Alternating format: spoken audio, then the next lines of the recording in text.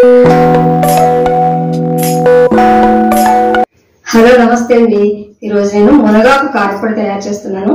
దానికి కావాల్సిన పదార్థాలు చేసే విధానం చూద్దామండి. మునగాకు కారపొడికి పదార్థాలన్నీ కావాలి.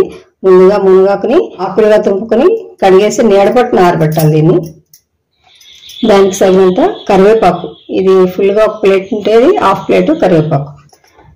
అది ఎండుమిర్చి కారానికి తగ్గట్టు దాంట్లోకి ధనియాలు, శనగపప్పు, మినప్పప్పు, జీలకర్ర కంపల్సరీగా వేసుకుంటే మనకి అరుగుదలకు కూడా బాగుంటుంది.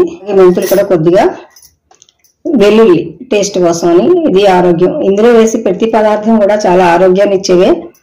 చింతపండు, ఉప్పు, పసుపు, వేయించుకోవడానికి నూనె.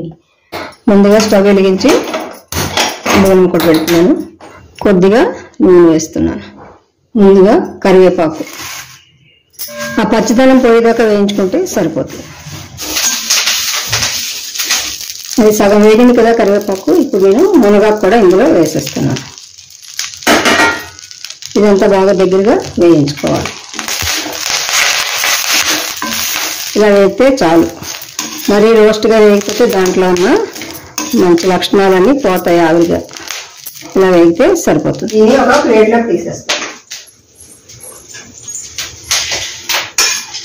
కొద్దిగా నూనె వేసుకొని ముందుగా పచ్చిశనగపప్పు, మినప్పప్పు, మెంతులు, అలాగే ధనియాలు,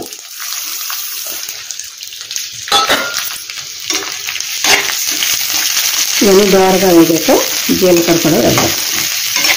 ఇందులోనే ఎండుమిర్చి, వెల్లుల్లి, ఇవన్నీ సగం పైన వేగాక అప్పుడు జీలకర్ర వేస్తే జీలకర్ర తొందరగా మాడిపోకుండా ఉంటుంది. బాగా వేగాలి. కారపొడికి వేయించుకున్నప్పుడు ఎప్పుడు కూడా నల్లగా బాగా వేగిపోకూడదు, కొంచెం దోరగా వేగితే సరిపోతుంది. మిరపకాయలు నల్లగా అయిపోయిన, ధనియాలు బాగా విపరీతంగా రోస్ట్గా వేగిపోయినా బాగోదు. ఇక జీలకర్ర కూడా వేసేస్తున్నా. ఇలా వేగడం సరిపోతుంది. ఈసారి నేను తీసుకున్న పసుపు, ఉప్పు, వీటిలో కూడా చెమ్మ ఉంటే పోతుంది. అలాగే చింతపండు తీసుకున్నాం కదా. నేను ఇంత చింతపండు ఎందుకు తీసుకుంటున్నానంటే కారానికి, ఆ పప్పులకి సరిపడా ప్లస్ పులుపుగా ఉంటే కొంచెం మనకి తినడానికి ఇష్టపడతాం.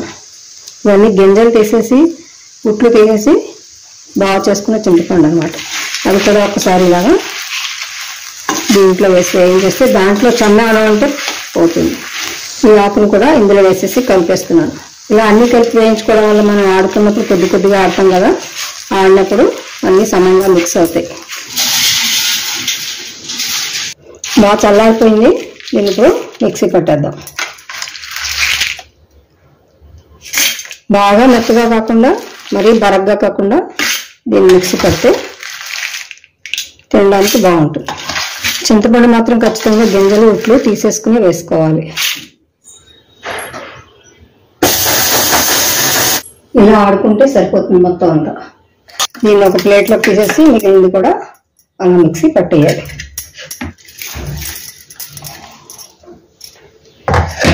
మిగిలినంతా కూడా ఇలాగా మిక్సీ పట్టేసుకోవాలి. మొత్తం అంతా గ్రైండ్ చేయడం అయిపోయింది. దీన్ని ఒకసారి బాగా కలిపేసుకొని పులుపు, ఉప్పు, కారం ఆ మూడు మనకు సరిపడా ఉన్నాయో లేవో చూసుకోవాలి. పిల్లలు, పెద్దలు, ఇంకా వాళ్ళు వీళ్ళని తేడా ఏం లేదు, అందరూ ఖచ్చితంగా తింటే చాలా ఆరోగ్యంగా అయితే ఉంటారు. దీన్ని ఒక చిన్న సీసాలోకి, ఒక పెద్ద సీసాలోకి ఇలా పెట్టుకుంటే ఇది ఫ్రిడ్జ్లో పెట్టేసుకుంటాం. ఇది రోజు డైలీ వాడుకోవడానికి అనమాట. అలాగా స్టోర్ చేసుకోవాలి. ఎప్పుడు మొత్తం అంతా బయట పెట్టేస్తే దాని ఘాటు పోతుంది. అందుకోసం అనేసి ఇలాగా స్టోర్ చేసుకుంటే మనం ఎన్నాళ్ళైనా దీన్ని వాడుకోవచ్చు.